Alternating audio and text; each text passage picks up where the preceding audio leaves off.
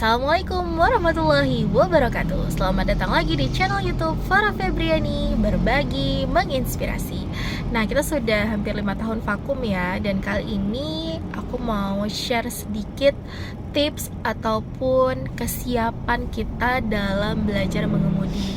Ya, mungkin agak sedikit random ya konten YouTube kita, tapi insya Allah semoga teman-teman semua bisa mengambil hikmah dari apa yang kita sharingkan ya.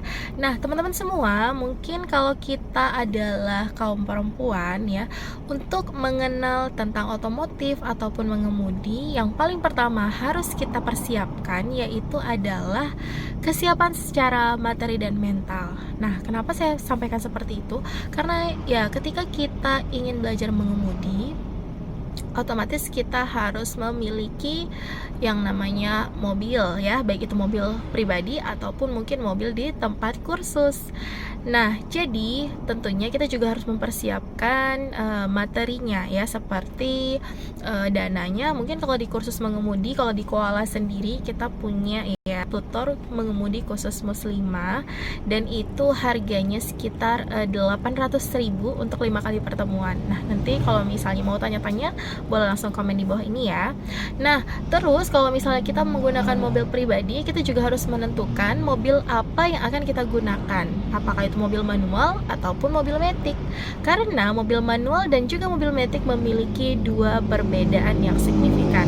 Misalnya ketika kalian menggunakan mobil manual, itu otomatis harus menggunakan kopling, dan tentunya agak sedikit lebih sulit dibandingkan dengan mobil matic.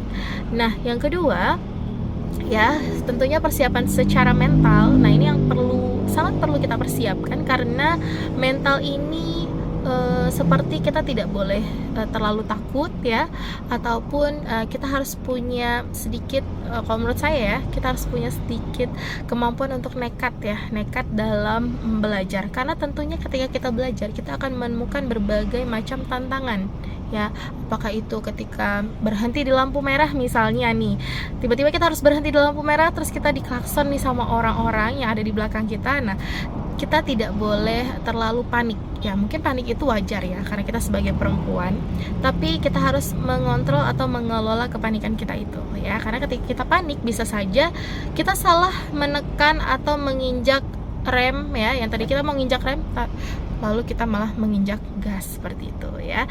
Nah, selanjutnya juga yang perlu kita persiapkan adalah izin. Nah, bagi kita perempuan mungkin kita harus izin dulu kepada orang tua ataupun mungkin suami kita, karena dengan izin tersebut akan memudahkan kita ketika belajar mengemudi.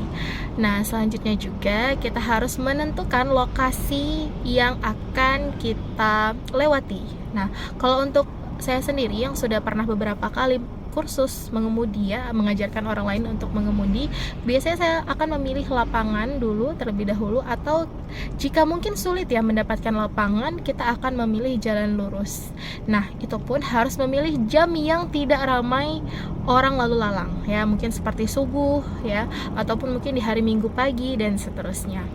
Nah, setelah itu baru kita belajar mengemudi, apakah itu dengan teman, kerabat, ataupun tadi seperti di les mengemudi tersebut. Nah, ada beberapa tahapan juga nih yang harus kita pelajari, seperti misalnya mengemudi di jalan lurus ya, terus juga mengemudi dengan cara mundur ya, ataupun parkir, dan juga mungkin mengemudi di jalan yang sempit atau juga tanjakan.